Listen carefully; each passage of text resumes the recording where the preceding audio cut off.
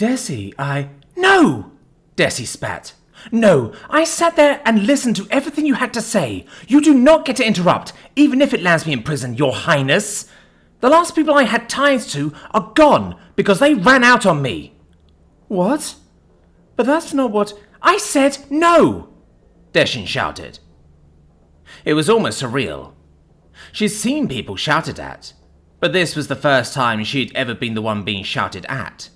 That's not what good families do? Well, I'm not from a good family. I'm not even from a noble family.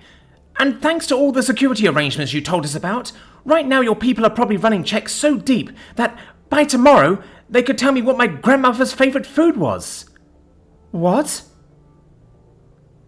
Stars and seas! You want me to be sorry for you? Well, I am, because I've been your friend, and Princess Kellar was a good woman. Tears were beginning to roll down Desan's cheeks, but her glare grew hotter.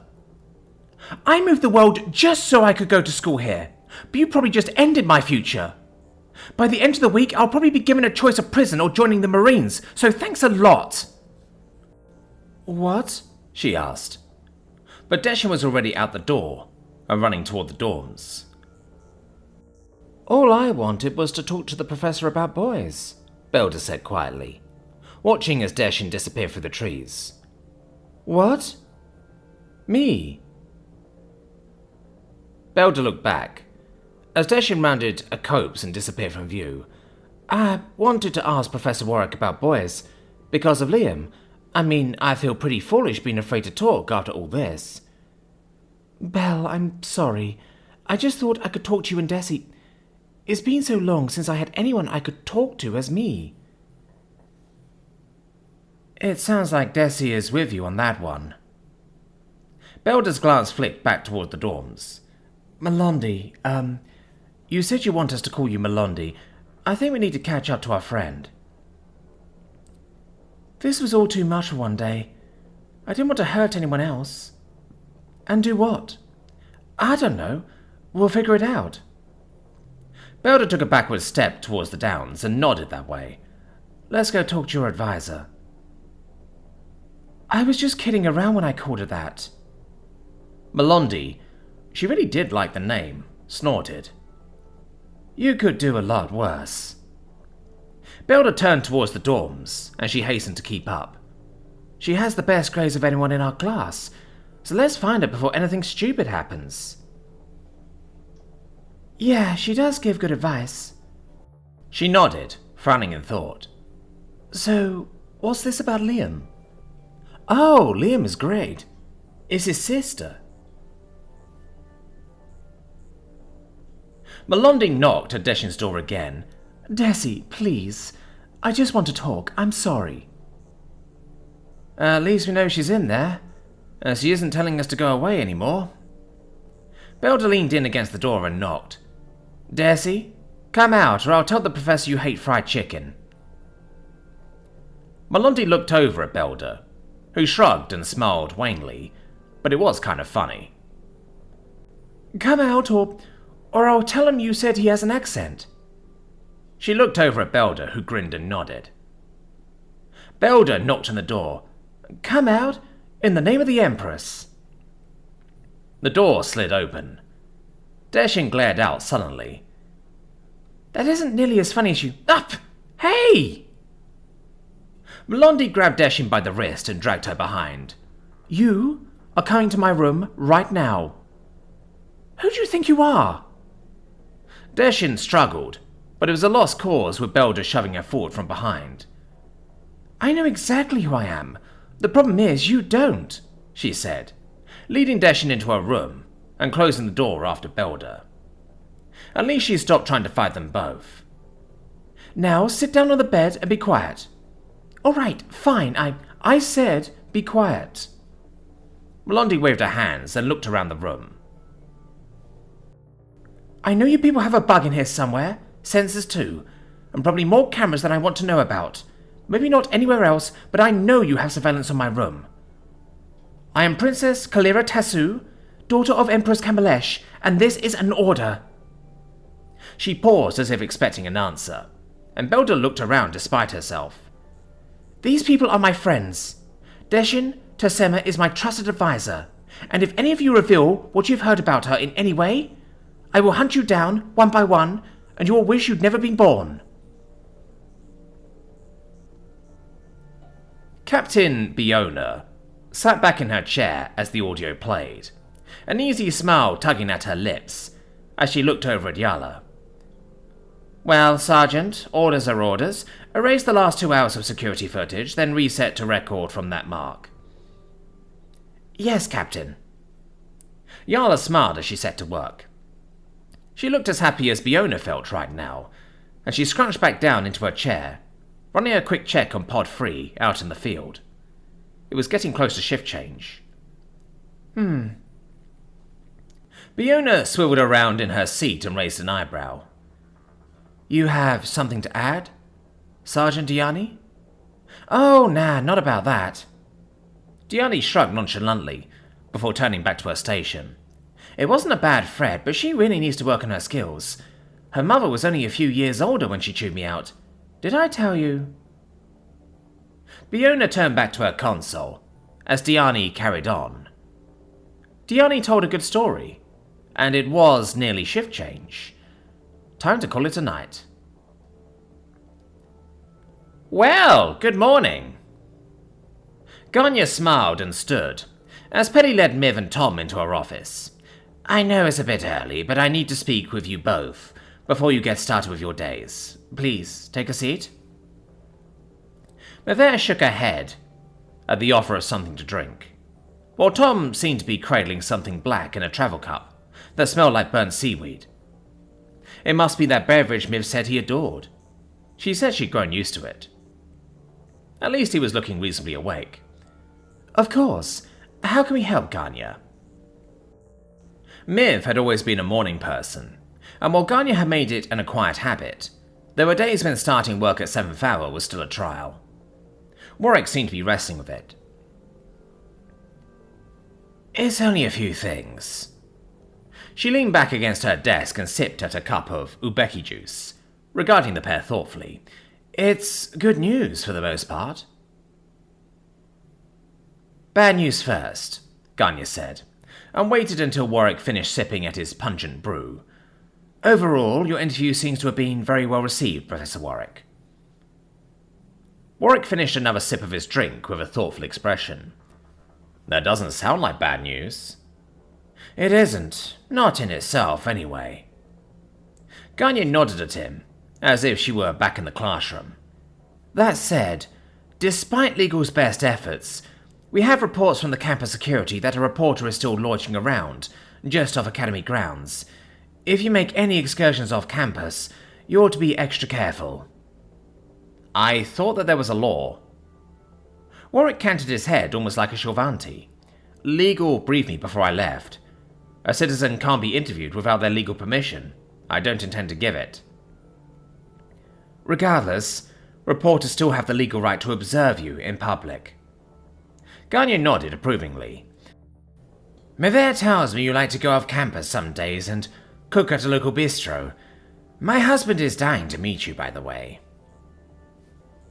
Warwick gave a long sigh, but nodded. I'll talk to Burdin. He's the owner. As long as I stay in the kitchen, he probably won't mind. Thank you for letting me know. I'll make sure to keep an eye on him.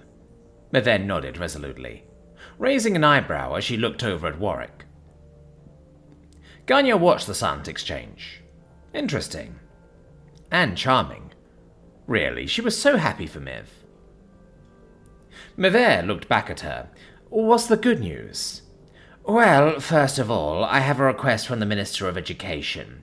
She's asked specifically to come to your class to talk to the students, answer a few questions, and for the two of you to join me at the conference this shell. No pressure, Warwick said, acerbically. He looked like he was turning pale. She really would have to ask Miv what all the colour changes meant. None. This is a tremendous honour, and it will be an outstanding opportunity for both of you. She looked over at Tom and opted to explain. Rebecca, early on, is one of my oldest friends, and as minister, she's looking forward to meeting you both. You said, first of all, Mevere spoke up, There's something else, Ganya? Oh, yes. My Gorli Paparin, Nedrin, and my husband Birholm want to meet you, and Shalea, for a meal. Ganya understood what the woman meant to Miv, but the arrangements with Tom seemed indefinite. Unfortunately, Nedrin needs to go out of town the shell after this. It leaves me with free tickets. We want you to have them. Mever took the envelope and peered inside, before looking up with a start. Ganya, we can't. These must have cost 1,000 credits each. You can, and you will, Ganya said firmly. I need to go with Nedrin, and Birholm is coming with us. Besides, it's not just a gift. You need to represent the Academy. Those tickets were sent to me as head administrator. Since I can't go, I need someone who can. And I believe you're enamored with music, Professor Warwick? Miv shot a look at Tom, which Ganya thought was charming, but she wasn't about to take no for an answer. I'm not getting any younger, Miv, and I want you to follow in my footsteps. That means you need to start being seen by people who will matter to your future, and this is just the right kind of event. Ganya arched an eyebrow at Tom. Miv tells me you have a new suit. Ganya, that was for a nightclub. Mever looked up from the envelope. He can't wear that sort of thing to a formal event. Sitting right here, you know, Warwick muttered. You said he looked adorable. Ganya gave her protege a warm smile. Just get him some respectable formal wear. In case anyone cares. Ganya glanced over at Miv and winked. Warwick was turning a lovely shade of pink. She really would have to ask what all the colours meant. So, explain it to me again. Tom settled down on the park bench beside Mever. It seemed a safer topic than the visit by the minister tomorrow. A visit to Jama seemed like it was in the cards. You've mentioned cliff singers, but I don't really know much about them. Well, it's our form of traditional music, Mever nodded, and he waited while she settled her jacket around herself. It must have been in the low 70s, and she was chilled. Remember the living treasures we met in the Japan sector? It's something like that. So they're, what, rare? Beyond rare. There are only 12 on all shill, and they only take 12 apprentices each. Even the heavily populated colonies may only have 1 or 2. She nodded quickly and took his hand. Just watching an apprentice in concert is incredible. An actual recognized cliff singer giving a concert isn't just an event. Some of them don't do shows for years, and Dendry is one of the most controversial of them. Dendry? Just Dendry.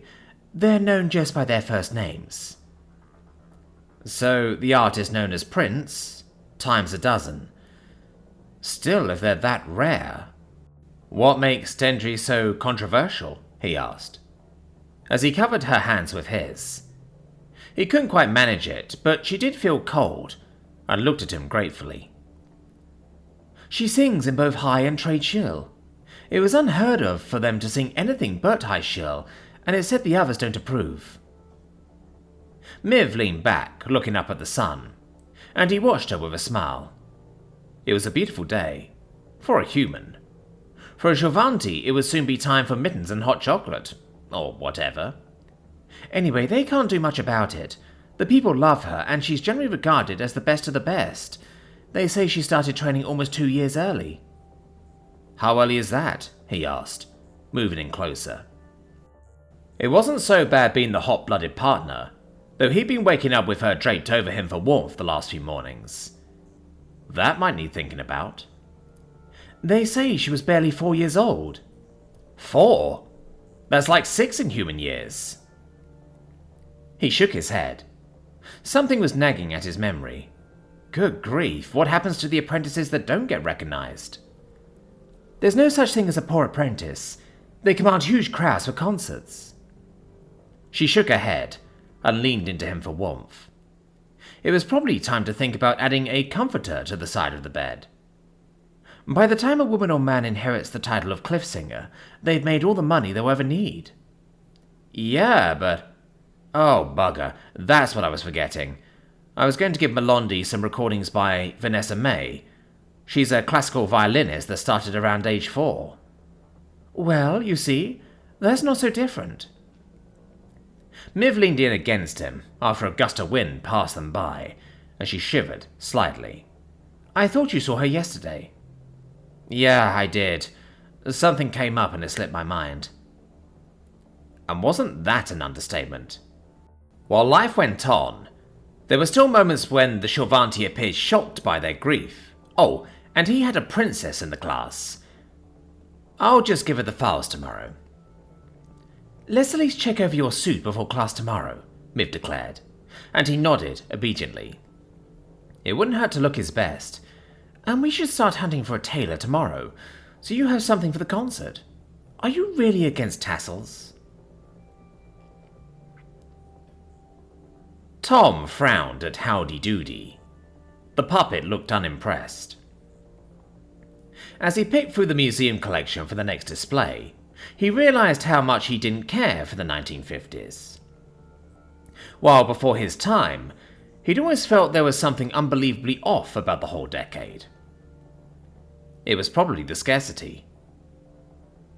While stationed in the UK, he befriended an older man named Andy, who worked on bass.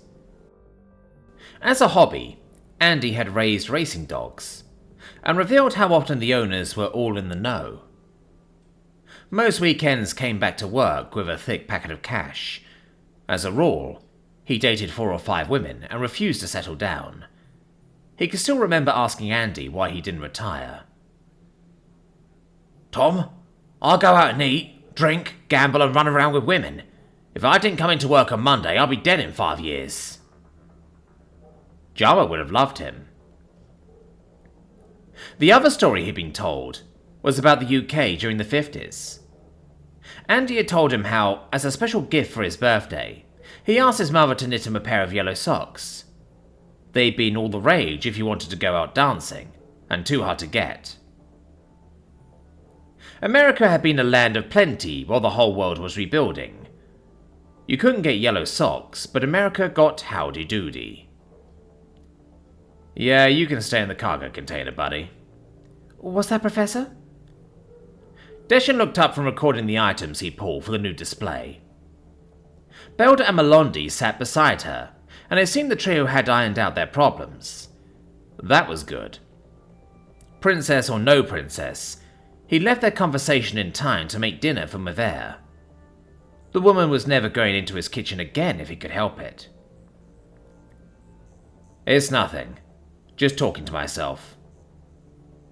He glanced back at the girls. Melondi was already listening to the Vanessa May recordings with rapt attention.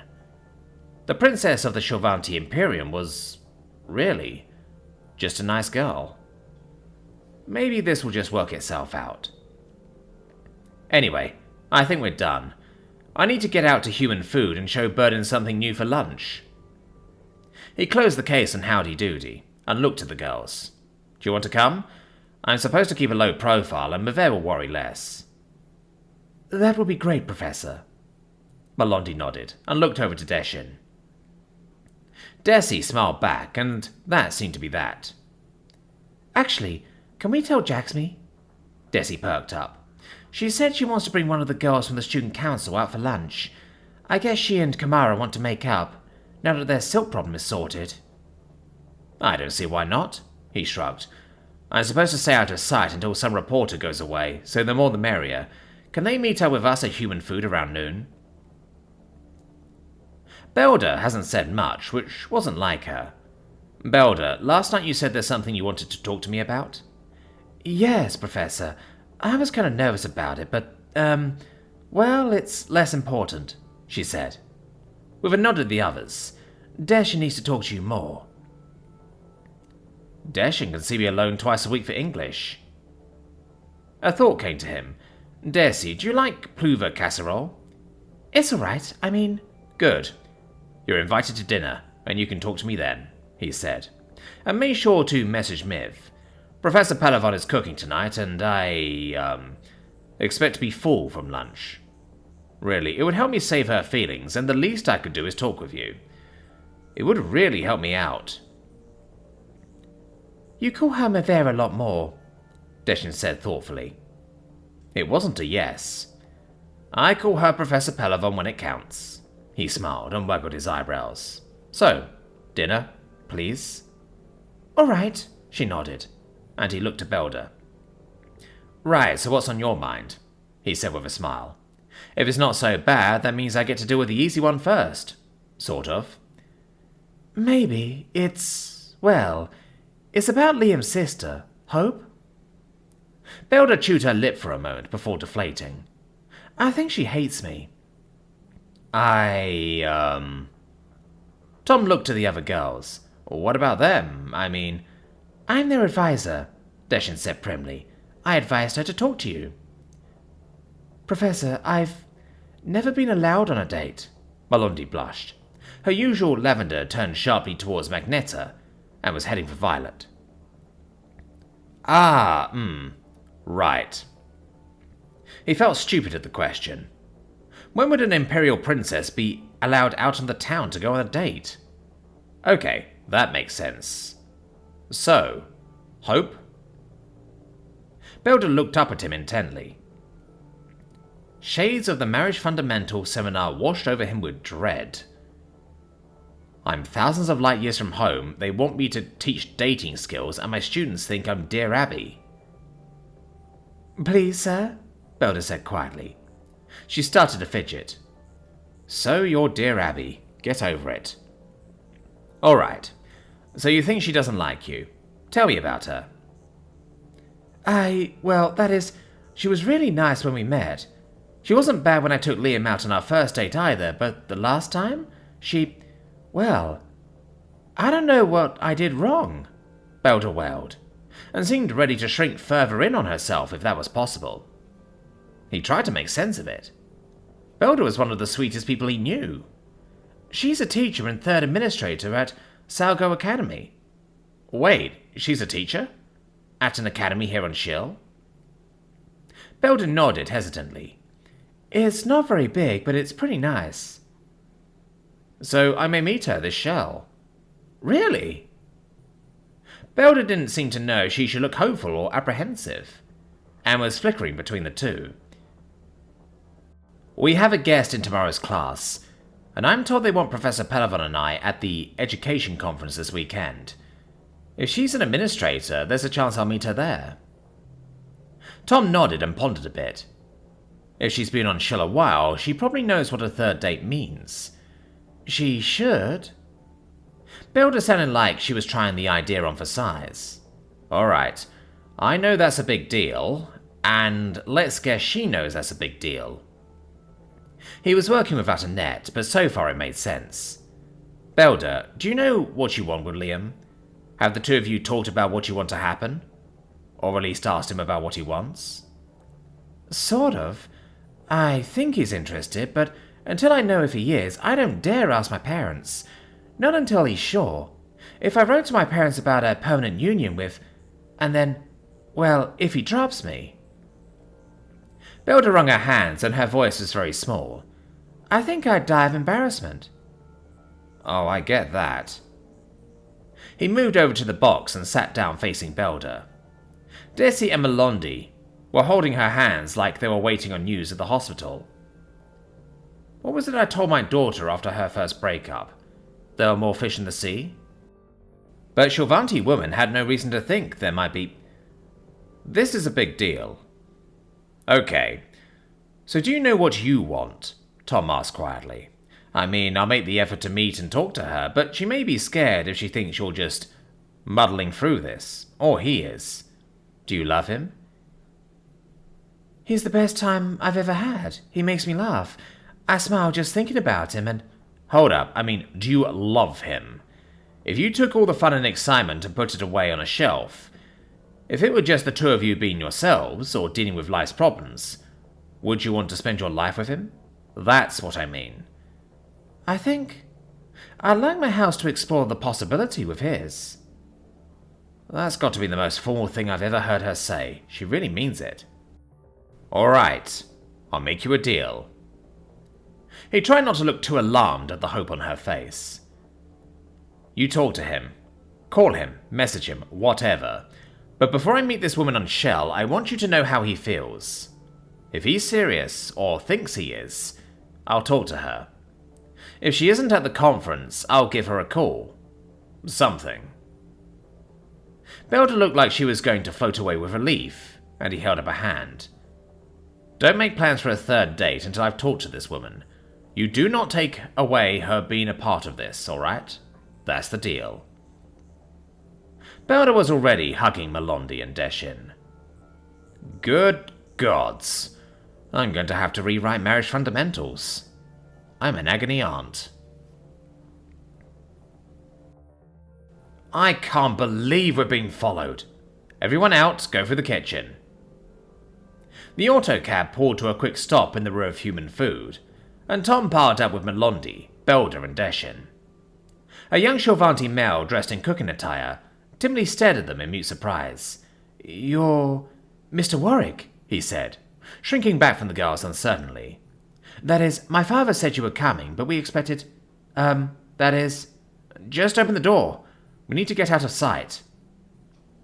Tom practically shooed him toward the kitchen door. The lad keyed open the door and Tom bustled inside, as the autocab pulled away towards his next destination. Beside one of the stoves, Bodin looked up from where he'd been peering over a cook's shoulder. Vadim, what are you? Thomas, why are you coming in through the back? You remember the problem I messaged you about? I actually think we were tailed. Taking off his jacket, he shrugged helplessly. Would you mind if the girls ate at the cook's table? I probably need to lie low. Yes. Whatever you need. Bodin stepped back and drew himself up, straightening the lace cuffs of his lemon-yellow jacket. Vadim, clear the table in the back and take care of the girls. Thomas and I have a masterpiece to create. Shoo! Fit. Tom looked back. The young man had been staring wide-eyed at the girls, but startled and set off to a side room, with the girls trailing behind. My son, he is nearly the chef I am, Bodin said proudly, bouncing up and down on his heels as Vadim left the room. He just needs to polish off a few rough edges. He needs panache. He needs style. Tom eyed Bodin's lemon-yellow jacket with its floral brocade. I'm sure these things take time. Bodin nodded abruptly before clapping his hands. Leaning in to peer at Tom, he glanced about the kitchen. So, what are we making today? He was looking at you, Belder said frankly. What? Melondi looked over as Desi sat there grinning. At least she'd started cheering up, but even so, he was just getting us seated. Mm-hmm. He's cute too. Desan smirked. He was just helping us be seated. Belle, tell her. Melondi felt herself starting to blush. She hated blushing. He didn't look twice at me. Belder brushed a lock of her long black hair and gave her a lazy smile. But he was definitely checking you out. He ran out of the room when I looked at him. Yeah, the second time. Jacksmy looked at the text on her omnipad before sitting down. Just as Desan said, a woman was there, looking furtively around the dining room. Jacksmy glanced innocently past her, as the host asked if she wanted to be seated. Is everything all right? Kamara said. Oh, fine. I just need a moment. JC. Desi, there's a woman out here looking all over the dining room. She was checking our academy uniforms. DT. We're in the back keeping the professor out of trouble. He's cooking anyway. Just let us know when she goes away. JC. Will do. Jacksmy slipped her omnipad into her pocket and looked at the other girls around the table. Kamara had settled down on the other side of Shalara. The interior cadet, conspicuous in the purple aiguillette she wore over her uniform, was looking around the restaurant curiously. All right, So why did you two bring me here? We just wanted to make amends before the show, Jaxmi said, as she settled into the chair opposite Kamara, keeping the interior cadet between them. Now that everything's in place, I just wanted to invite you out to lunch, just to show there were no hard feelings. What Jaxmi should also mention is that we understand how crucial the IOTC performers will be to the show, Kamara said, as she waved to the nearest waiter. We wanted to show our appreciation.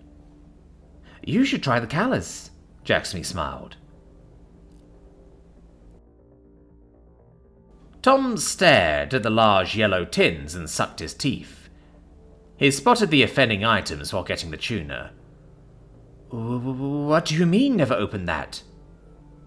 Berlin stepped in closer behind him and peered around from behind. Is it dangerous? Let's just say I expect whoever was padding out the canned goods had a sense of humor. Tom shook his head. Just don't ever open that. Don't even touch it. Is it a bomb? It is, isn't it?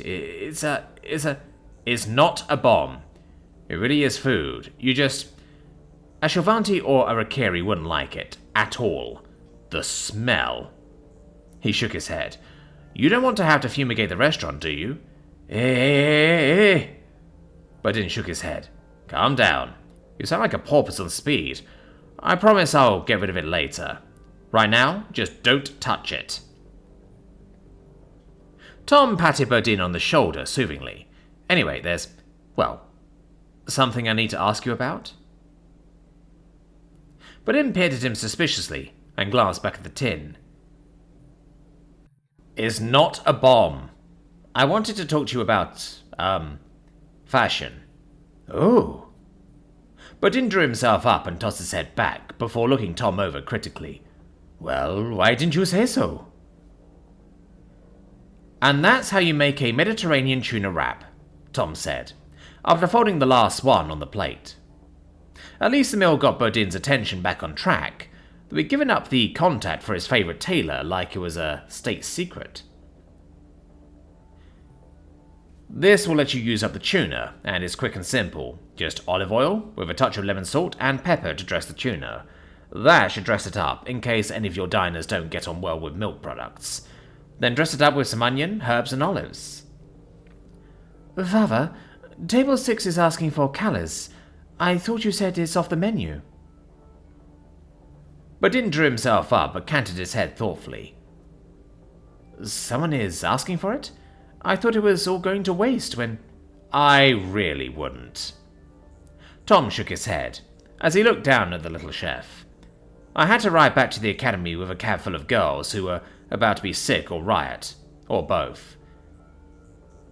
Sir, it's one of your girls that asked for it. Vadim peered anxiously between them. Well, I can't go out there, not with that reporter hanging about. Tom bit his lip thoughtfully.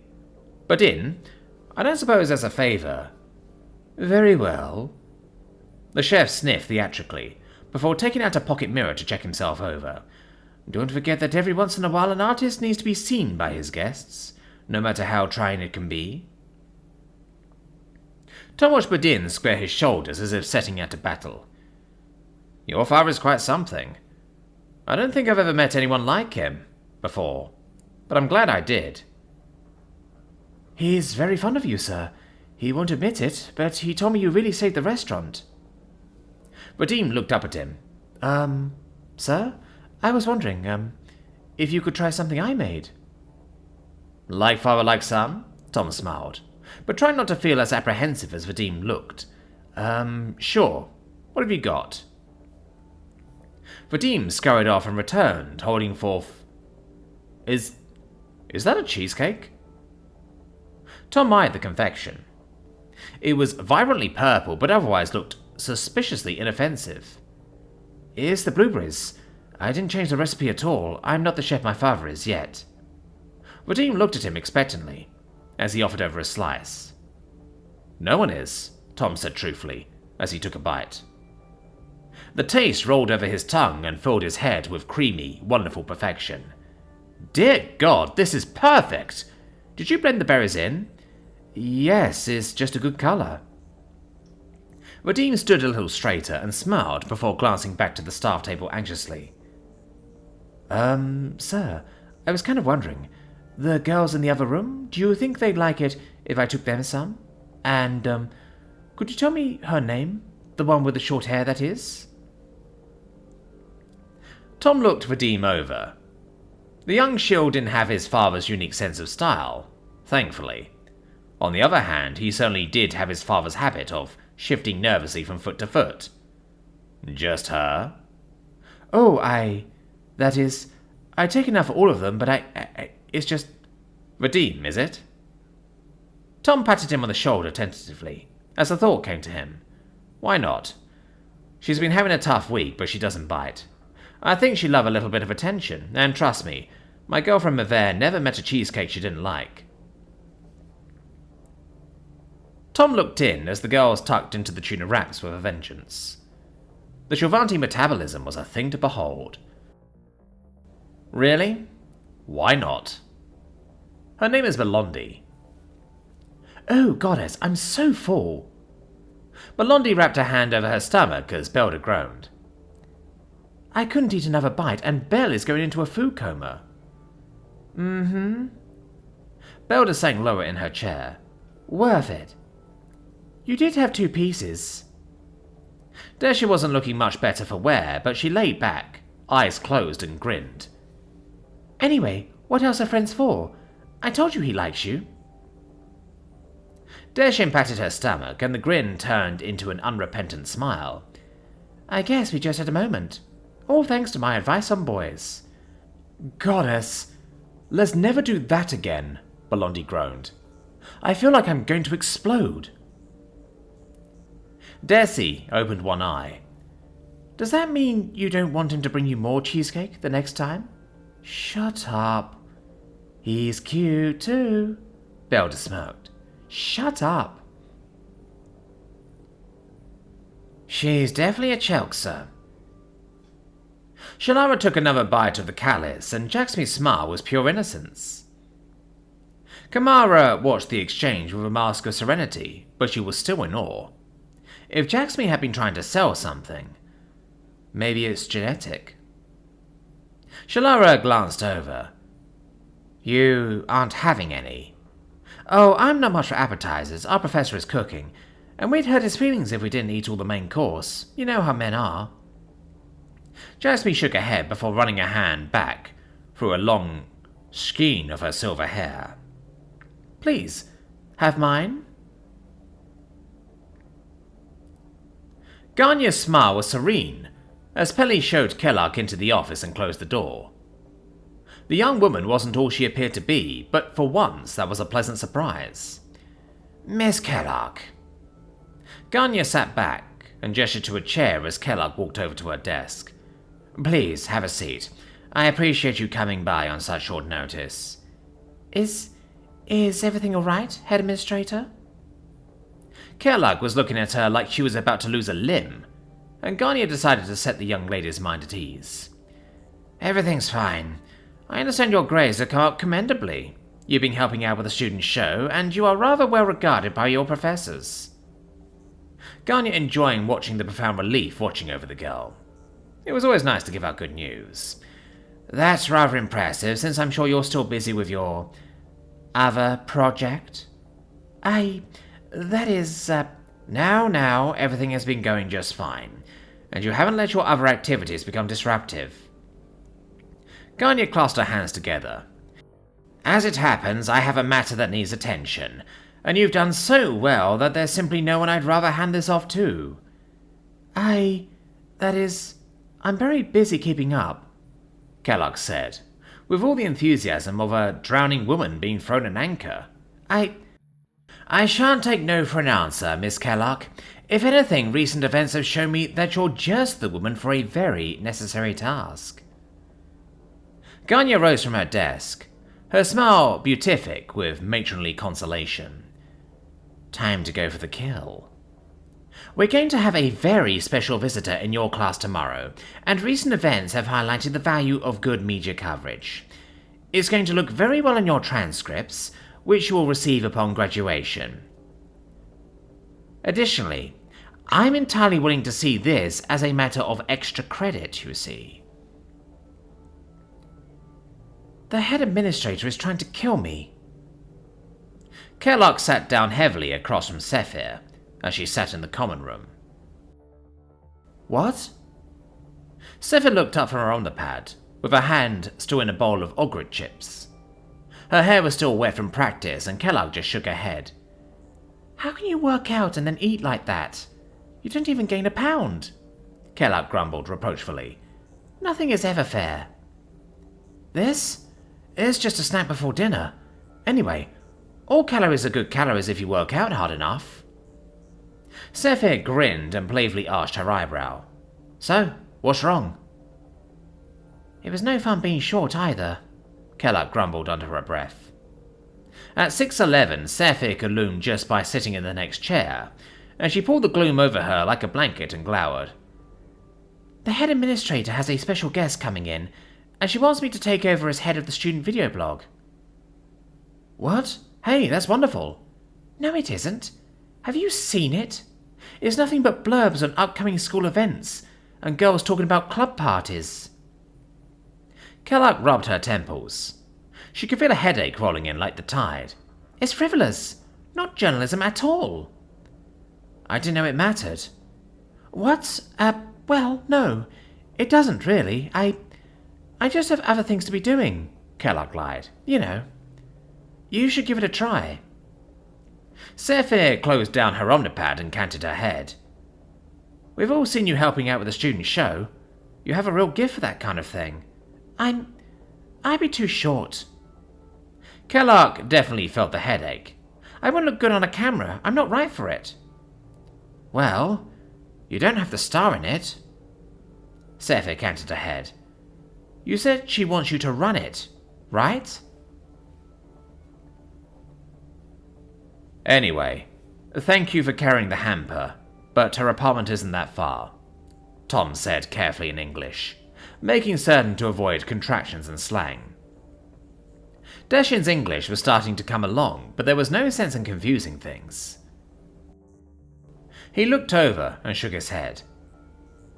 It's not like I can not carry a few things. Let me take something. It is not the vase. Desan struggled. Her mind didn't seem to be in it as they walked. The good vase of the doing things? Appropriate. It is not appropriate. Desan sighed, after Desan mouthed the word a few times. Just let me carry the wine? No.